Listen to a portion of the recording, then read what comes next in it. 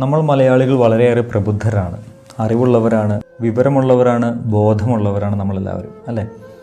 പക്ഷെ ചിലയിടങ്ങളിൽ ചിലപ്പോഴെങ്കിലും ഈ ഒരു അറിവും വിവേകവും ഒന്നും വർക്ക് ചെയ്യാറുണ്ടോ, അല്ലെങ്കിൽ അതൊക്കെ നമുക്ക് ഉണ്ടാവാറുണ്ടോ എന്ന് ചോദിച്ചാൽ ഒരു സംശയം എനിക്ക് തോന്നാറുണ്ട്. പ്രത്യേകിച്ചും സാഹചര്യങ്ങൾക്ക് വിപരീതമായിട്ടുള്ള രീതിയിൽ ചിലപ്പോഴെങ്കിലും നമ്മൾ പെരുമാറുന്നത് കാണുമ്പോൾ.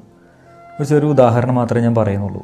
കാരണം ഈ ഒരു പ്രധാനപ്പെട്ട ഈ ഒരു സാഹചര്യത്തിലെങ്കിൽ നമ്മൾ പാലിക്കേണ്ട ഒന്ന് രണ്ട് കാര്യങ്ങൾ, പ്രത്യേകിച്ചൊരു മരണ വീടുകളിൽ പോകുമ്പോൾ സാധാരണയായിട്ട് എന്നെ ഏറ്റവും കൂടുതൽ അലോസരപ്പെടുത്തുന്ന ഒരു കാര്യമാണ് ഒന്നാമത്തേത് മൊബൈൽ ഫോൺ റിങ് ചെയ്യുന്നത്.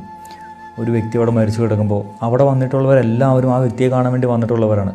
എത്ര തിരക്കുള്ളവരാണെന്ന് പറഞ്ഞാലും, എത്ര വലിയ ഫോൺ കോൾസ് വരാനുള്ളവരാണെന്ന് പറഞ്ഞാലും, അറ്റ്ലീസ്റ്റ് ഇന്ന് നമ്മളുടെ മൊബൈലുകളിൽ വൈബ്രേഷൻ ഓപ്ഷനുണ്ട്, സൈലൻറ്റ് ഓപ്ഷനുണ്ട്. അതെങ്കിലും ഒന്ന് ആക്കിയിട്ട് കഴിഞ്ഞാൽ ഈ ഫോൺ വൈബ്രേറ്റ് ചെയ്യുമ്പോൾ നമുക്കറിയാൻ പാടില്ലേ?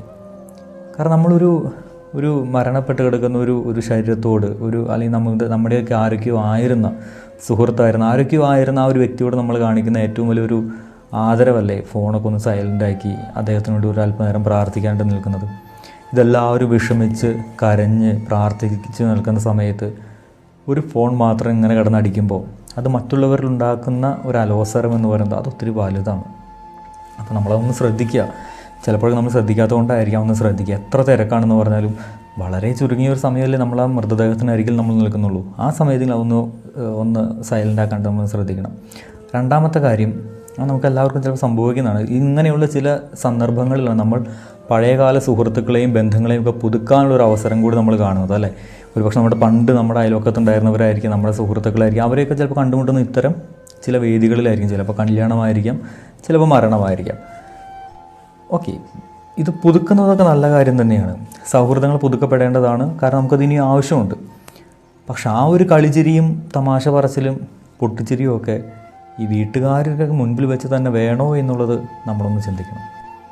നമ്മൾ കാണാൻ സുഹൃത്തിനെ നോക്കി ഒരു പുഞ്ചിരി, ഓക്കെ, അത് നമുക്ക് മനസ്സിലാക്കാൻ പറ്റും, എല്ലാവർക്കും മനസ്സിലാക്കാൻ പറ്റും. പക്ഷേ ആ വീട്ടുകാരെന്ന് വെച്ചാൽ ഭർത്താവ് അല്ലെങ്കിൽ സഹോദരൻ, മകൻ അല്ലെങ്കിൽ ഭാര്യ, ആരും ആയിക്കൊള്ളട്ടെ, ആ മരിച്ചു കിടക്കുന്ന വീട്ടുകാർ ഈ വ്യക്തി മരിച്ചതിൻ്റെ വിഷമത്തിൽ അവിടെ ഇരിക്കുമ്പോൾ അവരുടെ മുൻപിൽ വെച്ച് തന്നെ നമ്മളുടെ സൗഹൃദം പുതുക്കാൻ പോകുന്നത് വിവേകമാണോ?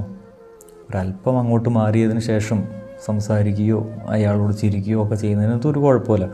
അവരുടെ മുമ്പിൽ വെച്ച് തന്നെ നമ്മളിങ്ങനെ ഭയങ്കര ഹാപ്പിയായിട്ട് സംസാരിച്ചു കൊണ്ടിരിക്കുമ്പോൾ അത് നമ്മൾ ആ വീട്ടുകാർക്ക് കൊടുക്കുന്ന സന്ദേശം എന്താ, അല്ലെങ്കിൽ നമ്മളവിടെ ചെന്നതിൻ്റെ അർത്ഥം എന്താ എന്നുള്ള കാര്യം കൊണ്ട് നമ്മളൊന്ന് ചിന്തിക്കണം.